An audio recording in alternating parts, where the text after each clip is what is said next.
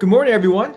I'm Mike Lesczinski, Director of Communications at the SUNY Charter Schools Institute, and your host for the More Great Seats for Kids podcast, where we dive deep into the processes and practices that make SUNY Charter Schools rank among the highest achieving schools in the state and the country.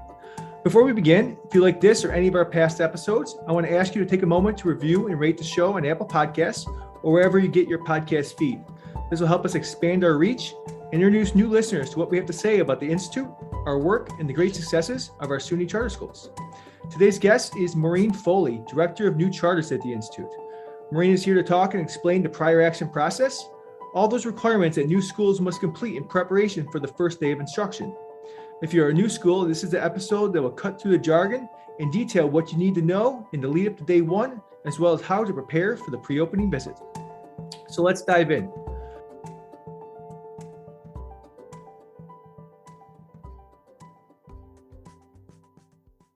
Maureen, welcome. Thanks for having me, Mike. Absolutely. So let's cut to the chase. When we say prior action, what do we mean by that? Yeah, so the prior actions process is exactly what it says. It's a process through which the Institute gives its authorization to schools that are opening for the first time to commence instruction. It's essentially a two-part process. There is a series of documents that need to be submitted to the Institute by the school, and that usually takes place in the spring and summer leading up to the school's first day of instruction. And then the second part of the process is actually an on-site pre-opening visit, wherein a member of the Institute team comes to visit the school building and essentially does a facilities plant check and also just checks to ensure that certain compliance-related measures have been taken by the school, and that the school is safe and ready to receive students. So I can talk in a little bit more detail about what each of those parts entails, but the culmination of the whole process is what's called a letter to commence instruction. The Institute provides that to every school, and it's required for every school to have that before they begin instruction. We usually provide it, a week or so before, or even sometimes just a couple of days before the school is ready to open for the very first time. And I should note that the prior actions process happens in conjunction with a variety of other processes that are taking place at the school building. Separate from the Institute, of course, every school must obtain a certificate of occupancy, and there are some other measures that need to be taken related to the state education department. Those are separate from the Institute, and we understand that schools and school leaders are dealing with a lot in that pre-opening space and have a lot of requests being made of them. So we try to work really closely with schools to get as many of the prior actions process tasks completed before that final crunch, and really just make sure that we're staying in communication with the schools so that we can support them through the process and make sure that everybody opens on time and the school's off to a strong start. Great. So let's try to dive into some of those individual pieces.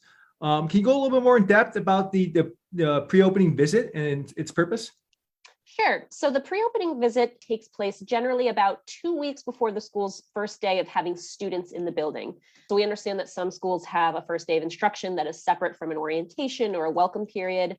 So we ask schools to let us know when is the first day that you'll really fully have kids in the building full time, whether it's an orientation or instruction. And we'll schedule the visit for about 2 weeks before that. A member or two of the Institute team will coordinate a time with the members of the school's operations team or the school leader to determine when we can be on site. So you'll know when we're coming. It's not like a spot check. And we'll share with you well in advance, usually in the spring before the school opens, a really detailed list of all the things that we're going to be checking for on that visit.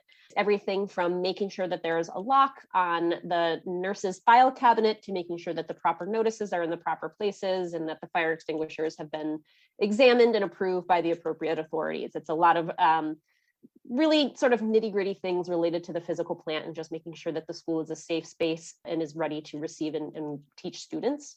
Like I said, we schedule it about 2 weeks out. It's not a particularly intensive visit. It's not something where you need to anticipate a member of our team being on site for hours and hours. Typically, we can conduct these visits in 45 minutes to 2 hours. They tend to be relatively short. And again, assuming the school is on top of everything and has addressed all of the requirements that have been shared well in advance, it generally goes pretty smoothly. One thing to note is that occasionally when we conduct a pre-opening visit, inevitably an item or two might have been overlooked or isn't quite ready yet. That's not uncommon. And as long as it doesn't, interfere with the safety of the building or with the teacher's ability to provide effective instruction to the students, It's not a situation where the institute would tell a school that they can't open or would refuse to provide their letter to commence instruction if a few things were outstanding. Typically, what will happen if that's the case is that we'll make a note of it and we'll share a letter with the school indicating what specifically needs to be completed. If it's something related to the physical plant, we won't schedule another on-site visit. What we'll usually do is just ask the school to send us a picture of whatever has been fixed. So if there's a sign or a posting that was supposed to be in a classroom that wasn't there, we'll ask the school to just snap a photo of the sign having been put up, and then we'll okay it. And we'll make the school's letter to commence instruction and make sure that they're ready to open. Only in very rare and extreme circumstances would it be possible that the institute would refuse to issue the letter to commence instruction, and a school would be aware of that well in advance of the pre-opening visit. So usually it's a pretty perfunctory thing, and we go in there, we check everything, and it tends not to take a whole lot of time. So I assume a question a lot of our listeners, if they are new schools planning on opening, would have was, what's the best way to prepare for this? Yeah, that's a great question. So the Institute shares with all schools that are opening and posts on our website what's called a prior actions guidance document. If for some reason schools can't find it or can't track it down, they can always email me or a member of the Institute team, and we'll be happy to share that with them. This document details everything that schools are required to do related to the prior actions process. So again, it's a two-phase process. It's the pre-opening visit, which we just discussed, and the submission of a number of pre-visit documents. It's important for schools to note that the pre-visit documents have two due dates. The majority of documents are due by July 5th, and these are all things that most schools have well in advance of their first day of operation, things like board bylaws, things related to their payroll, that type of thing. We have another set of documents that's due a little bit closer to the pre-opening visit, and most of this is because these things just take a little bit longer. So sometimes they'll have schools, for example, will have teacher openings that haven't yet been filled. So we push things like the fingerprint results for those teachers out a little bit. So we'll ask for documents to be submitted by July 15th, and then another set of documents a little bit farther down the road, closer to the pre-opening visit. To your question, the best way for schools to prepare is to just really familiarize themselves with the prior actions guidance document before it gets into the crunch in the summer when things can potentially get a little hectic and there's a lot going on. There are a number of documents that we request that most schools are in a position to be able to submit really early. For example, most schools have a school leader hired well in advance of the school's opening. We ask for a little bit of information related to that. All of these things are submitted via Epicenter. So we ask that schools go in there, check their queue, and to the extent possible, submit as many of those documents as possible well in advance of that July 15th deadline. The sooner we get things, the sooner the members of our team can review them.